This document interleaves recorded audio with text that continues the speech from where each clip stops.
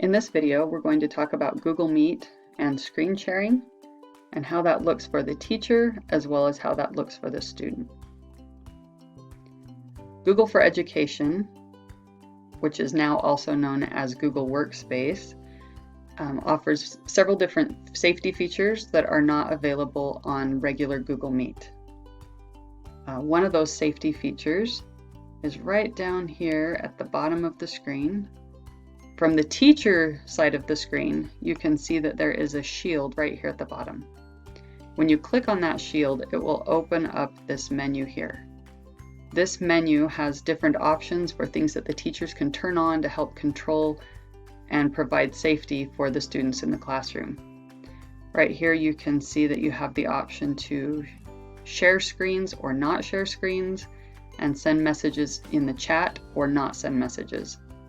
So you can turn those off or on depending on how much you want the students to be able to control during the class. This is the student view of the same screen. You can see there is not a shield on this screen, and the student does not have the ability to decide whether or not they can participate in chats or share their own screen. More options section. There are 3 dots to the right at the bottom of the screen. When you click those 3 dots, this menu will open up, and you can see here it says Record Meeting. This is the teacher view. The only difference between the teacher view and the student view is that the teacher view says Record Meeting. The teacher has the option to record meetings if she wants to, he or she wants to. Screen sharing options. Again, this is down here in the safety features at the bottom of the screen. When you click on that and open this up, you can turn off the screen sharing options for your students. This will prevent them, especially if you have children who might be a little bit troublesome. You can prevent them from sharing anything you don't want to, or from taking over the presentation while you're trying to teach class. This is the teacher view as well. When you're ready to present something, you click the Present Now button, and you can see you have 3 different options here. Your entire screen, a window, or a tab. Here you can see the student view of the presentation. Over on the left, you can see that the teacher is showing a worksheet for the students. Then here in the middle, you can see the student sees themselves on screen. And here, the student sees the teacher on screen. This presentation format can be changed, but a lot of the formatting depends on the settings the student has on their computer. So if you're working with students from your own classroom, you can set up their iPads or laptops so the presentation shows up the way you want it to. But if they're working from home and they know how to play with the settings, they might possibly have it set up so it looks different, and there's not much you can do about that without some intervention from another adult. Okay, in our next screen, you can see that there is an option for changing the layout. This option is available for teachers and students. So whether you're on a teacher computer or a student computer, there are 3 dots down at the bottom of the screen. When you click those, it opens a menu on the right. Here you can see it says Change Layout. When you click that, it will open a window like this that gives you 4 different options. The first option is Auto, where Google Meet will decide what layout is best. If you have several people in the classroom, the layout will be different than if you only have 2 people in the classroom, and Google will automatically change that according to what they think is best. If you choose the tiled view, you will see all of the people that are in the classroom at the same time. Now, in the fall of 2020, when Google updated to Google Workspace instead of Google for Education, they increased the number of people that can be in a classroom. It used to be like a maximum of 9 people. Now you can see up to 49 different people in the classroom at the same time. The spotlight view puts only 1 person on the screen.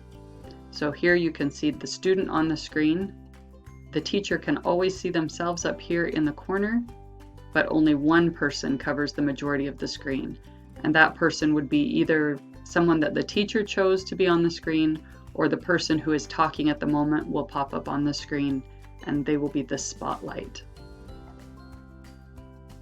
The last one is the sidebar view. Sidebar view puts the most active person, or the one who is talking, in the center, and then the other participants down the sidebar. Now, if you have more people than will fit in the sidebar, they will not all show up in the sidebar, and you'll have to do some changing up here in the top if you want to see someone different. Whiteboard. Whiteboard is also a new addition to Google Workspace. It was previously known as Jamboard. For a while you had to have an attachment to use it, but now it is right in Google Meet. To use the whiteboard, you go down here to the three buttons at the bottom, the three dots at the bottom, and click Whiteboard up here at the top. After you click Whiteboard, you can start a new whiteboard. Now, as a teacher, you can start a new whiteboard and present to the entire class. Students also have the ability to start a new whiteboard. When they start the whiteboard, no one else can see it unless the teacher allows that student to present. After creating a whiteboard, the students will receive a notification that a Jam file has been shared with them. So there will be a link down here at the bottom on the right-hand side of the screen. The student can either click that link, or if they're not fast enough and it disappears, up here in the chat bubble, they can click the chat bubble and a link will show up down in the chat bar. They can click that link to join the whiteboard. This is what the screen will look like after you start your whiteboard. You can see here it's just a white screen. Over on the side, you'll still be able to see your class. And you have the option of making it full screen, but if you want to still see what's going on with your students, you can leave it just like this as a window. Over here on the left side of the screen, there's an option to draw with a pen.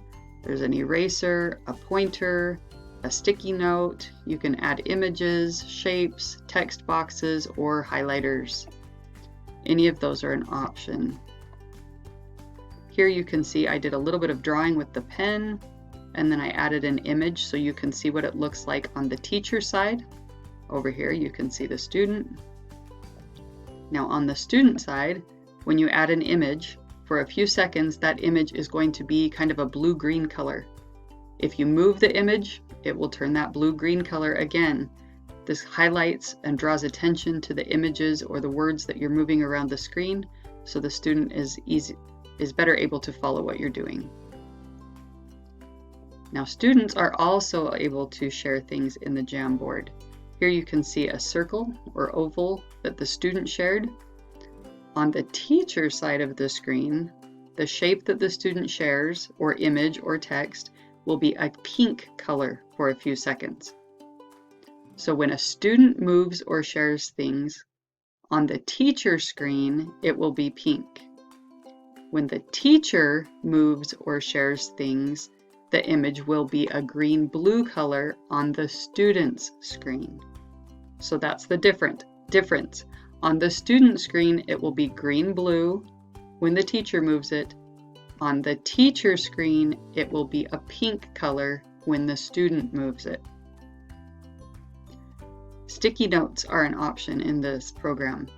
When you start a sticky note, whether it's the student or the teacher, this is the image that will show up on the screen. You can type your message here, and then when it's delivered, this is what will show up on the other screen. So assuming the teacher is the one who wrote the sticky note, this is the teacher screen, and this is the message that the student will receive on the other side. Now, as a warning, teachers cannot close the student's whiteboard. So once you've started a whiteboard and you've been using it on the screen, the students will have access to that and be able to play on the whiteboard until the meeting is over. So I don't know if that's an update that Google will take care of in the future or not, but at this point, once the students have access to a whiteboard, they can play on it until you're done. So other than that, I think that is all we need to learn about screen sharing in Google Meet and the difference between what the student sees and what the teacher sees.